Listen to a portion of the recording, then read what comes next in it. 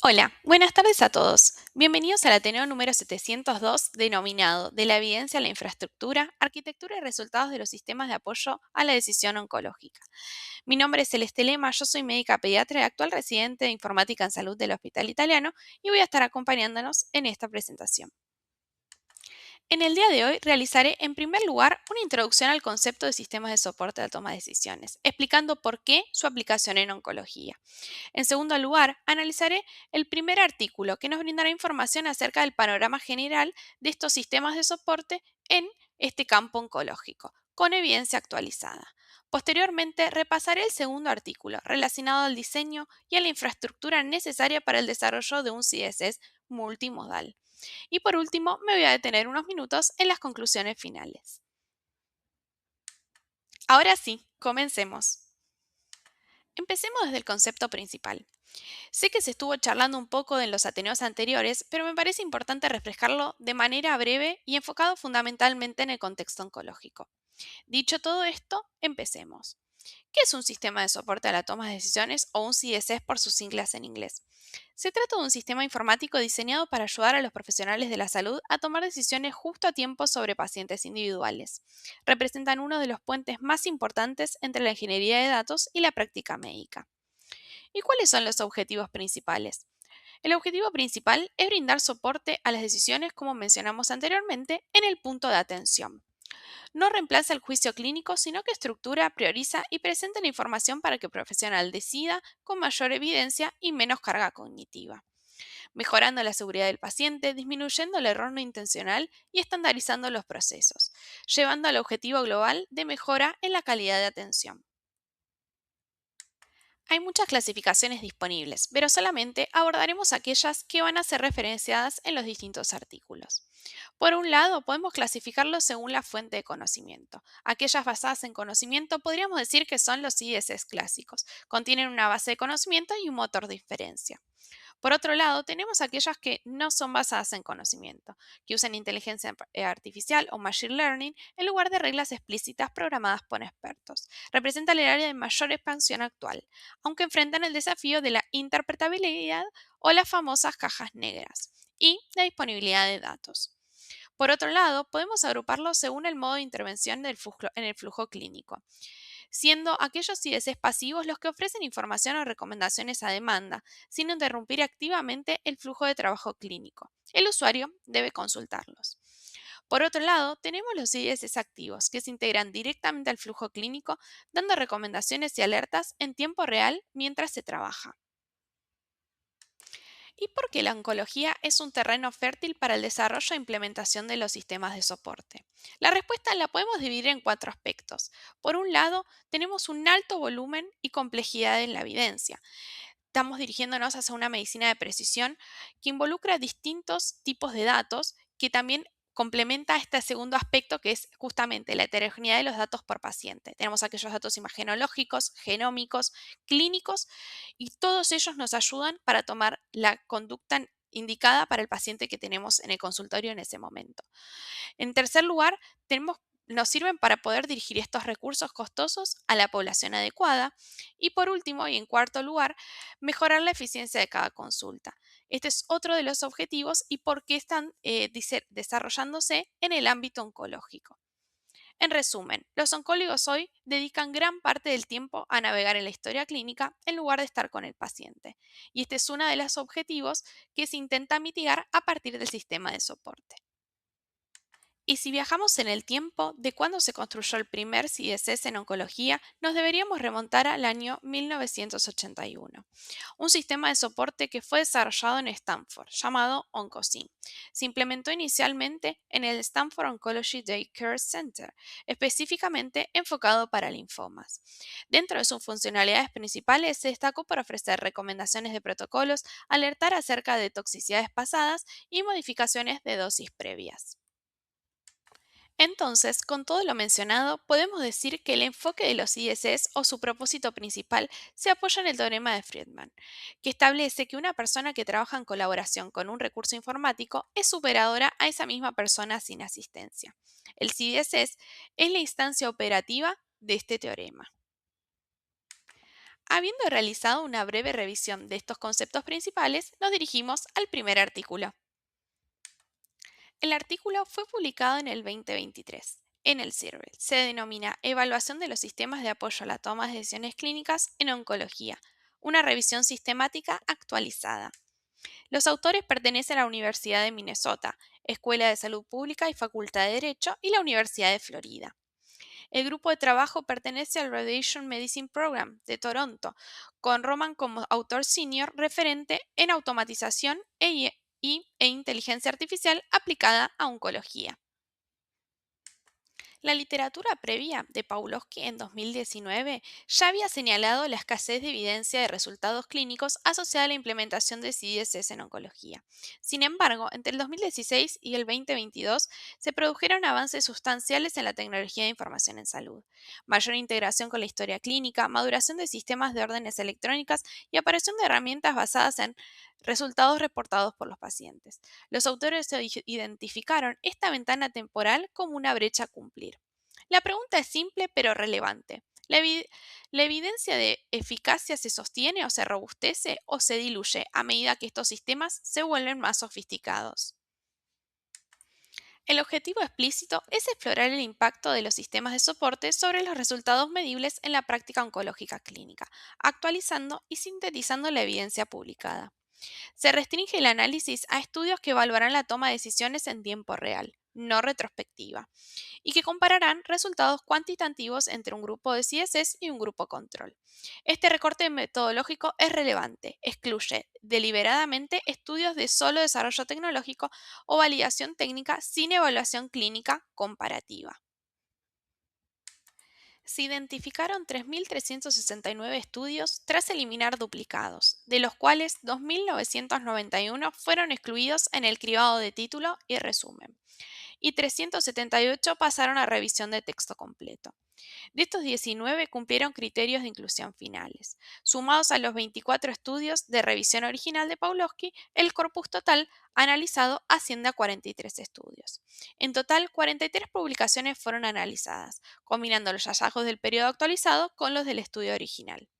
Las razones de exclusión a texto completo se distribuyeron en intervenciones incorrectas, medidas de resultados incorrectas, análisis retrospectivo, desarrollo de CDC sin evaluación o solamente el resumen disponible. Se excluyeron también libros, actas de congreso y comentarios de editoriales. Se adoptó la misma estrategia de búsqueda que en Pawlowski para garantizar la continuidad metodológica, ampliándola al periodo de enero del 2016 a junio del 2022. Como motores de búsqueda se utilizaron combinaciones de vocabulario controlado, como neoplasia, quimioterapia, angetes antineoplásicos y sistemas de soporte. Se utilizó la metodología PRISMA, por sus siglas en inglés, Preferred Reporting Items for Systematic Review and Meta-Analysis, que es un conjunto de directrices y estándares relacionados y diseñados para asegurar la transparencia, precisión, calidad en la elaboración y redacción de las revisiones sistemáticas y metaanálisis. En esta diapositiva se puede ver con mayor detalle los criterios de inclusión y exclusión. Se incluyeron aquella población de pacientes oncológicos donde CSS electrónico es la intervención de interés, con datos comparativos de resultados clínicos o efectivos o procesos de atención como tasas de error en la prescripción o adherencias a guías. Se excluyeron aquellos en los cuales el sistema de soporte no estaba dirigido a pacientes oncológicos o aquellos en los cuales el desarrollo no tenía ningún tipo de evaluación. Aquella aplicación retrospectiva sobre datos históricos y aquellos estudios comparativos o cualitativos y metaanálisis o revisiones usados solos como referencia contextual. Para la extracción de datos se utilizó un formulario prediseñado, contemplando las variables de población, tamaño muestral, tipo de cáncer, país, tipo de institución, contexto asistencial, diseño de estudio, tipo de CSS y el punto de acceso al sistema. Cada etapa fue realizada de forma independiente por dos revisores, con arbitraje del autor en caso de discrepancia. Para riesgo de sesgo se utilizaron dos herramientas complementarias según el diseño. ROB2 para ensayos aleatorizados y Robbins para el diseño no aleatorizado. No se realizó metaanálisis cuantitativo dada la heterogeneidad de intervenciones y desenlaces, por lo que se optó por la síntesis narrativa. En relación al perfil demográfico del corpus del estudio, podemos decir que La mayoría son estudios unicéntricos, representando el 72,1% en población adulta, con un 93%, y con 4,7% de población mixta, adulta y pediátrica. En cuanto al diseño, predominan los estudios no aleatorizados, principalmente de tipo pre-post, con un 58,1%. Solo el 16,3% representan ensayos clínicos aleatorizados. Sobre los 43 estudios incluidos, el 67,4% no restringió la muestra a un tipo tumoral específico. Entre los que sí lo hicieron, predominó el cáncer de mama en un 9,3%. Y en relación a la geografía, Estados Unidos concentra el 53,5% y Europa el 27,9%. Los sistemas se clasificaron en 5 categorías representando el CPO como la categoría más frecuente con un 30,2%, el CPG o Clinical Practice Guideline con un 23,3%, las clínicas Pathway o vías clínicas con un 18,6%, los sistemas basados en PRO en 18,6% y las alertas de prescriptor a un 9,3%. Respecto al punto de acceso, el 53,5% de los IDCs estaba integrado en la historia clínica. En el plazo de 27,9% en una aplicación local independiente y en el 14% se trataba de una aplicación web. En cuanto a los resultados generales, de los 43 estudios analizados, se observó mejora en los resultados en 42 de ellos, 79,1 con mejora significativa según el desglose, 18,6 sin diferencia significativa y un efecto negativo en solo uno de ellos. En términos agregados, 34 de los 42 estudios con mejoras reportaron significancia estadística. Este patrón general de mejora consistente, pero magnitud y significancia variable según el tipo de sistema. Sostienen la conclusión de que el CSS puede mejorar la adherencia a las guías clínicas, la atención centrada en el paciente y los procesos de entrega de cuidado. En oncología. El caso negativo refleja el ejemplo clásico de carga cognitiva sin un beneficio clínico proporcional. En relación a los resultados del CPO, evaluados en 13 de los 43 estudios analizados, la categoría más numerosa, 10 mostraron reducciones numéricas en errores de prescripción de quimioterapia y 7 de ellas estadísticamente significativas. El único resultado negativo de todo el pool proviene de esta categoría, en la cual se reportó y se encontró que el CPO había aumentado el tiempo de revisión en órdenes en 5,15 minutos sin mejorar la tasa de intervención farmacéutica, atribuible a la novedad del sistema electrónico para el personal de farmacia y la consecuente disrupción en el flujo de trabajo. 9 estudios evaluaron sistemas basados en guías de práctica clínica. 7 de ellos mostraron mejoras en el resultado primario y 5 de ellos con mejoras con significancia estadística. 6 abordaron concordancia con guías en procesos oncológicos específicos, objetivos nutricionales, recomendaciones de cribado y vigilancia, prescripción de anticoagulantes y manejo del cáncer de mama. Dentro de los casos destacados, se pueden mencionar a la disminución del uso de factores estimulantes de colonias en neutropenias febriles y la reducción de transfusiones de glóbulos rojos. 8 estudios de los 43 se relacionaron al uso de vías clínicas y mostraron el cumplimiento de las recomendaciones de las guías. Se mencionaron ejemplos de mejora en la utilización apropiada de radioterapia en 2 de los estudios y significancia estadística en 6 de ellos. En cuanto a los sistemas PRO, también se encontraron 8 estudios totales, la mayoría de ellos centrados en el manejo del dolor, demostrando mejoría en la analgesia y el control de los síntomas. La mejoría de los resultados en relación a la analgesia se asoció también a la prescripción de opioides. Y por último, dentro de la categoría más pequeña del corpus, compuesta por 5 estudios, las de alertas del prescriptor. Se observó una mejora significativa en 3 de ellos, citando como ejemplos al aumento en las tasas de estadificación tumoral, aumento en las reducciones de dosis por función renal y hepática y mejoras en el cribado en la profilaxis de hepatitis B. Los 2 estudios restantes no mostraron diferencias significativas, sugiriendo que la sola presencia de la alerta no garantiza el cambio en la conducta clínica. A partir de estos datos, comparando con la publicación anterior, vemos que la tasa de publicación basada en sistemas de soporte a la toma de decisión en oncología se duplicó. Se puede observar un desplazamiento cualitativo en los sistemas más complejos hacia los sistemas más complejos, ganando un peso proporcional. Los autores interpretan esto como un reflejo de un interés creciente en las tecnologías avanzadas dentro de la oncología, coherente con la maduración general del campo IT en el sistema de salud. Y dentro de las limitaciones, los propios autores reconocen al sesgo de selección, posible sesgo que, a la que puede suceder al adherirse estrictamente a los criterios de la revisión original, lo cual puede excluir sistemas de soporte emergentes que no calzan en las definiciones previas.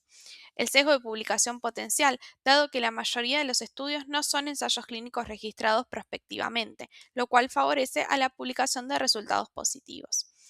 Y el sesgo de foco exclusivo en el resultado primario del estudio, sin capturar variables como usabilidad o satisfacción del usuario, siendo estos factores reconocidos como barreras de adopción, pero no cuantificados.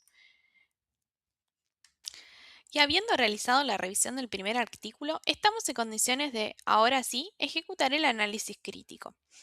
Podemos decir que título cumple, refleja con exactitud que se trata de una revisión sistemática actualizada en CSS en oncología.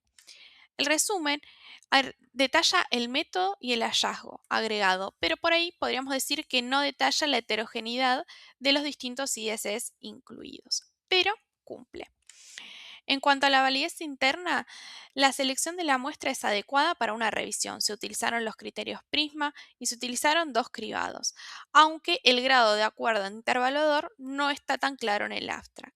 Se detallaron los criterios de inclusión y exclusión junto con los motores de búsqueda. En relación a la validez externa, la revisión parece ser mayormente narrativa y cualitativa. La aplicabilidad clínica es alta, la revisión está orientada explícitamente a informar a la adopción clínica del sistema de soporte, aunque concluye que se requiere más validación prospectiva. El impacto es significativo a nivel agregado, aunque la magnitud del efecto varía mucho entre los distintos sistemas de soporte. Si bien no genera evidencia primaria nueva, sintetiza y actualiza el estado tras una brecha de 6 años. Cabe mencionar que no existieron conflictos de intereses. Sintetizando el artículo, se refuerza cómo los ISS mejoran la adherencia a las guías, focalizando en la atención centrada en el paciente y los procesos de atención oncológica, reduciendo de esta manera las tasas de error. Por último, este primer artículo refuerza que la eficacia de las herramientas del sistema de soporte está estrictamente relacionada con la robustez de los algoritmos de soporte y la exhaustividad de las bases de conocimiento. Enfatiza otro factor clave para la efectividad de la herramienta, el punto de acceso, o sea, la integración. Y se menciona una dirección también importante para los futuros CDS en oncología, el uso de IA y de LLM que permiten realizar las observaciones a partir de grandes volúmenes de datos. Habiendo descrito el artículo de Neifes, nos acercamos al panorama general, con información actualizada, mencionando los distintos tipos de CSS, su impacto y cómo el campo se ha desplazado a sistemas más complejos en los últimos años. Respondiendo a la pregunta de ¿los sistemas de soporte funcionan en oncología? Y basándonos sobre todo en la evidencia. Sin embargo, lo que esta revisión no puede mostrar, porque mira desenlaces y no arquitectura, es qué es lo que se necesita construir para sostener sistemas complejos multimodales de CDS oncológicos en una institución real. Y en esa dirección es en la cual nos dirigiremos en el segundo artículo. Ahora sí, continuemos al próximo artículo. Este artículo presenta el trabajo de Chang, publicado en NPG Digital Medicine en el 2025, desarrollado en el Yonsei Cancer Center en Corea del Sur, y es denominado Cadena de suministro de datos multimodal continua y soporte expandible para la toma de decisiones en oncología. Como su título lo indica, el artículo describe la construcción de una cadena de suministros de datos multimodal continua, clínicos, genómicos e imagenológicos, y su articulación con un sistema de soporte, escalable para oncología. Los autores parten de un diagnóstico ya conocido en la literatura. El dato oncológico es multidimensional, clínico, genómico, imagenológico, y su volumen es sumamente elevado. Esto deriva en que los profesionales de oncología dedican más tiempo en navegar en la historia que en la atención directa al paciente, contribuyendo también al burnout. En este escenario es donde surge la necesidad y la motivación de desarrollar un modelo de sistema de soportes dinámico y en tiempo real.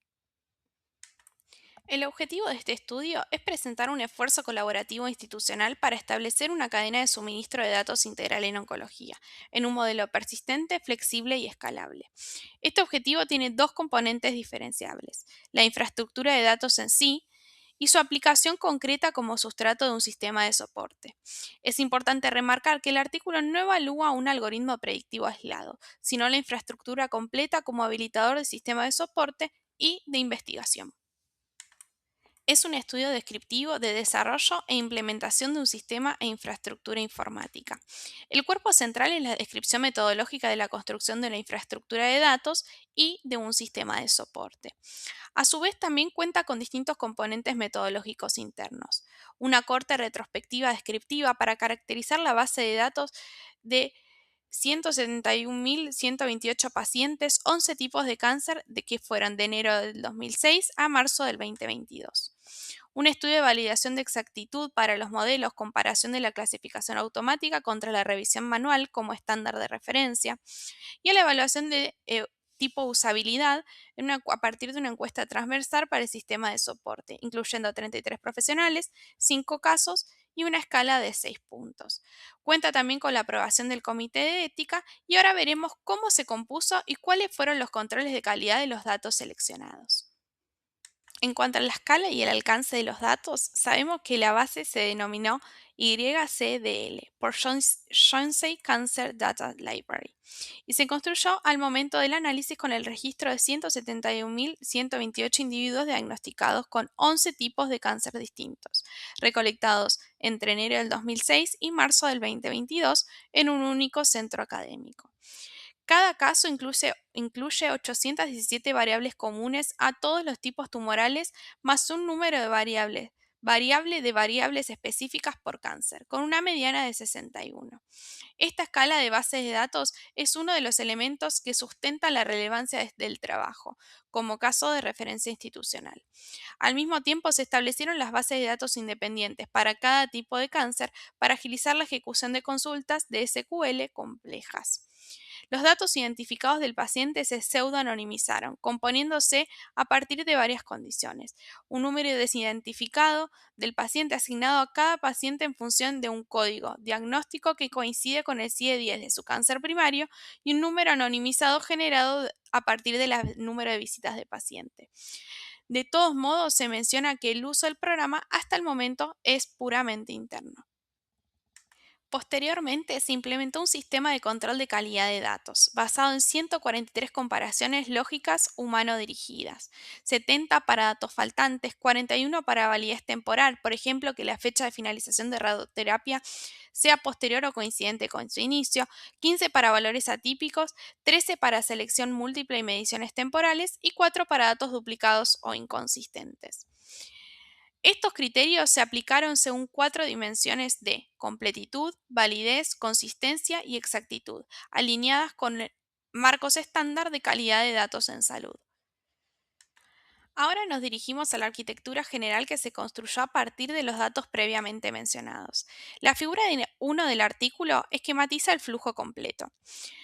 Los datos originales de la historia clínica y los sistemas de órdenes clínicas se filtran diariamente mediante un sistema de extracción, denominado ETL, automatizado hacia un data warehouse y luego hacia bases de datos intermedias, Data Service Center, organizadas por tipos de cáncer, y finalmente hacia las bases de YCIDL específicas por tumor. Desde allí, los datos alimentan 3 destinos: el sistema de soporte, el registro central de cáncer de Corea y un data lake orientado a la investigación. La automatización del CSS corre diariamente.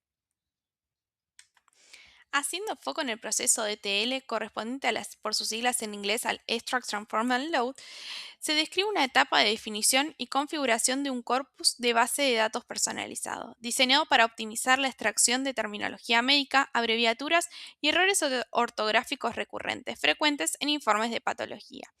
Sobre este corpus se aplican técnicas de procesamiento de lenguaje natural para transformar el texto clínico no estructurado en variables estructuradas, utilizando consultas de SQL. funciones definidas por el usuario para los casos de extracción más complejos.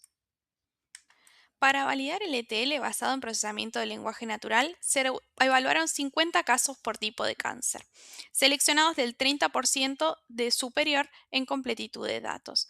Los resultados muestran una exactitud mediana del 92,6% para una patología quirúrgica, con una tasa de datos faltantes de 4,9 y de 98,7 para patología molecular, con una tasa de faltantes de 0,6.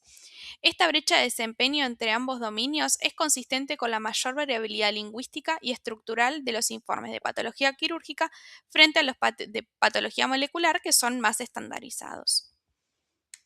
Un componente de NLP adicional más ambicioso es un modelo de clasificación multietiqueta basado en BERT para categorizar la respuesta tumoral según los criterios RECIST a partir de los informes de tomografía, entendiendo por BERT a un modelo de lenguaje que lee el texto en ambas direcciones a la vez, no palabra por palabra, en un solo sentido, para captar mejor el contexto de cada término. Se preentrena de forma genérica y luego se afina con datos específicos de una tarea. En este paper, esa tarea es clasificar informes de tomografía según los criterios RECIST.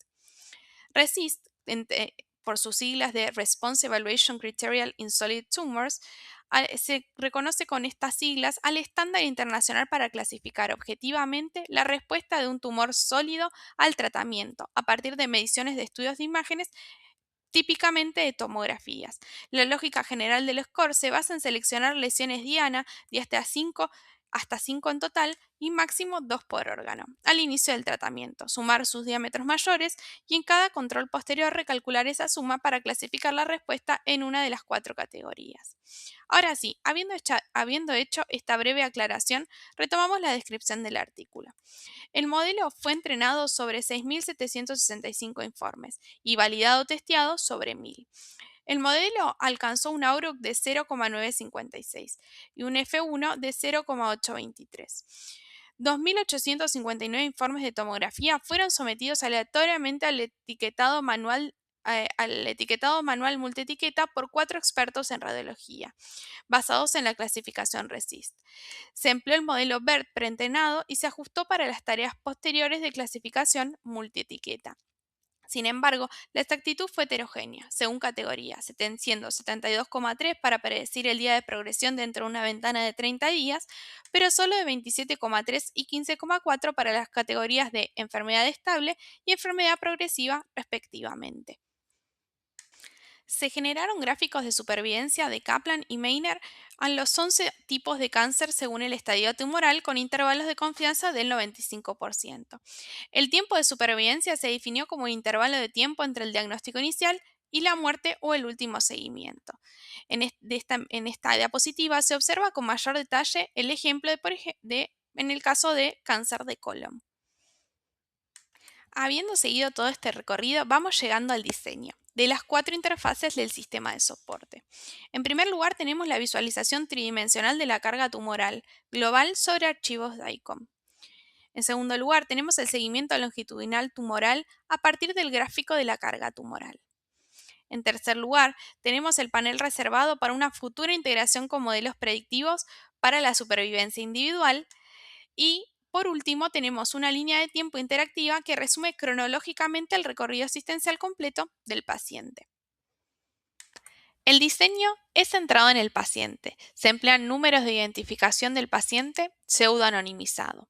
La selección de pacientes por tipo tumoral se basa en los criterios de diagnóstico y morfología con las reglas específicas de cada uno de los 11 tipos de cáncer.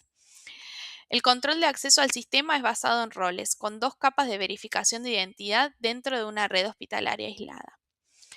Yendo en detalle, ahora en esta imagen podemos ver con el apartado A la visualización tridimensional de la carga tumoral total, con las lesiones individuales contorneadas, manual o automáticamente.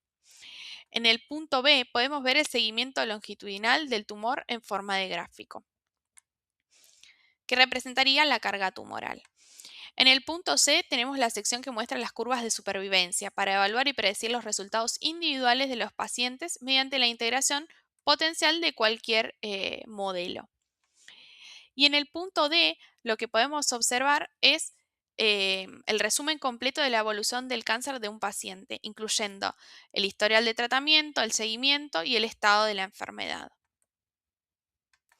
Como habíamos dicho anteriormente, otro de los componentes de este artículo era medir la usabilidad y satisfacción del usuario. Esto se realizó mediante una simulación de mock-up con 33 profesionales en oncología, médicos de planta, residentes y asistentes médicos, con una experiencia mediana de 9 años de uso de la historia clínica. Se emplearon 5 casos seleccionados al azar: cáncer de mama, colon rectal, pulmón, gástrico e hígado. Y se aplicó el marco de evaluación, midiendo 12 indicadores agrupados en 3 dimensiones: calidad del sistema, calidad de la información y factores de soporte a la decisión, en escala de 6 puntos, de 0 a 5. En casi todas las dimensiones evaluadas, los puntajes promediaron por encima de 4,5. La única diferencia estadísticamente significativa apareció en la interfaz de usuario, donde los profesionales con más de 10 años de experiencia en el uso de la historia clínica reportaron menor satisfacción que aquellos con menor experiencia. Este hallazgo es interesante desde la perspectiva de adopción tecnológica. Sugiere una posible brecha generacional o de expectativas de usabilidad entre usuarios con distinta antigüedad de exposición a los sistemas informáticos previos. El propio artículo reconoce limitaciones relevantes. Por un lado, el sesgo de ámbito es la experiencia de una única institución, con necesidad de adaptaciones para escalar a otros entornos. El sistema no fue desarrollado con estándares de interoperabilidad como HLCT o FHIR, aunque se plantea evolucionar hacia ellos. Por otro lado, no se verificó la exactitud de todas las variables y las tareas de NLP complejas como RECIST requieren aún un poco de corrección experta. Por otro lado, también podemos decir que no se demostró si el dato multimodal supera al unimodal en la predicción de resultados. Bueno, ya llegando a las conclusiones, podemos decir que el artículo aporta evidencias de cómo un desarrollo propio, multimodal y continuo puede sostener tanto la generación ágil de hipótesis de investigación como un sistema de soporte con alta aceptación por parte de los usuarios. Los puntos claves a retener son la centralidad de la gobernanza de los datos y el QC interactivo como condición de posibilidad de cualquier tipo de CSS oncológico confiable. También se remarca el valor de un modelo de datos común, más específico por tumor, y la persistencia de brechas de exactitud en las tareas de NLP complejas que anticipan el rol de futuros modelos del lenguaje más avanzados. Y en cuanto al análisis crítico, podemos decir que el título refleja con precisión los dos componentes centrales del trabajo: la cadena de suministro de datos multimodal continua y el sistema de soporte a la decisión clínica expandible. Sin embargo, no menciona el contexto institucional único, ni anticipa que se trata de un trabajo de desarrollo e implementación. En relación al resumen, podemos decir también que cumple con el objetivo de métricas de calidad de datos, hallazgos de satisfacción de usuario y limitación explícita de generalizabilidad. El abstract describe claramente el objetivo, la metodología, los resultados cuantitativos principales y la conclusión. En relación a la población y muestra, está claramente definida, así como la selección de la población. Es importante mencionar que, por características del estudio, no se realiza seguimiento prospectivo y tampoco aplica el control de confundidores. En cuanto a la validez externa, la precisión podríamos decir que es parcial. Se reporta un intervalo de confianza de 95% para la precisión del modelo NLP en predicción de progresión, pero no para todas las métricas. Al mismo tiempo, su representatividad puede ser limitada, ya que restringe a un único sistema de salud subcoreano. La aplicabilidad clínica es alta como infraestructura habilitante, pero el propio artículo aclara que el sistema de soporte aún no integra modelos predictivos en producción, sección reservada para el futuro. El impacto se refleja en la satisfacción de los profesionales, sin medir aún el impacto en desenlaces de pacientes. En cuanto a la innovación, tiene un elevado valor, ya que integra el desarrollo de la infraestructura multimodal continua automatizada a gran escala, con alto potencial de escalabilidad con distintos modelos de inteligencia artificial. ¿Cuáles podrían ser entonces las conclusiones de todo el recorrido que hicimos hasta ahora? Las ideas principales podemos resumirlas de la siguiente manera. La maduración de los ISS en oncología no depende solo de mejores algoritmos, sino de una infraestructura de datos gobernada y sostenida en el tiempo. Sin esa base, la evidencia agregada que exige NAFES ni la escalabilidad que promete Chang son alcanzables. Y ya llegando al cierre de este Ateneo, vamos a dirigirnos hacia el último apartado que nos complementa y nos acerca a una realidad más cercana. En este bonus track quería llevarlos un poco a lo que son los IDCs oncológicos en el mundo, la innovación y después llevarlos a terrenos más cercanos como Latinoamérica y también en nuestra institución. Empecemos por la innovación mundial en CDCs oncológicos. En este caso deberíamos empezar en el 2015, ¿sí? Por Watson for Oncology, que fue el pionero diseñando un CDC basado en reglas y literatura curada. Fue desplegado en más de 200 instituciones. Después, en 2017, surgieron los pathways institucionales, integrados a los CPO para estandarizar decisiones en oncología y radioterapia. En 2019, la medicina de precisión acercó los tumor boards molecular, que es la infraestructura que describe Chang en el 2025. Se trata de la interpretación genómica curada para las terapias dirigidas. Y en el 2025, la ola de IA generativa con ASCO Guidelines, Open Evidence y MedGemini generaron planes terapéuticos complejos con árboles de decisión adaptativos de tipo RAG. Bueno, y en Latinoamérica y en Argentina podemos decir que no existe un equivalente directo al segundo artículo en la base de datos que nos mencionaban en Surcorea. El patrón dominante en Latinoamérica es el CSS embebido en la historia clínica o en el CPO, más que en plataformas dedicadas de recomendación oncológica. Las barreras regionales, fragmentación de sistemas, conectividad y capacitación explican por qué la maduración de estas plataformas va más lento que en Corea y en Estados Unidos, que fueron los dos papers que citamos en este Ateneo. Y a modo de ejemplo, quise traer otro de los sistemas que se están utilizando en Latinoamérica, aunque no fue desarrollado propiamente acá, que se llama QimioProcess. Fue creado por la empresa portuguesa de CTI, que ha estado en el mercado desde 1989 y se trata de un desarrollo específico para acompañar el ciclo de la medicación y la administración de procesos de quimioterapia. Actualmente está siendo utilizada en la clínica alemana de Chile y en el software cuenta con múltiples IDCs embebidos. Entre los sistemas de soporte se mencionan el cálculo automático de dosis, el alerta de ajustes de dosis máximas y acumulativas, del estado de las preparaciones y de próximas programaciones. El enfoque principal es mejorar la seguridad del circuito quimioterápico.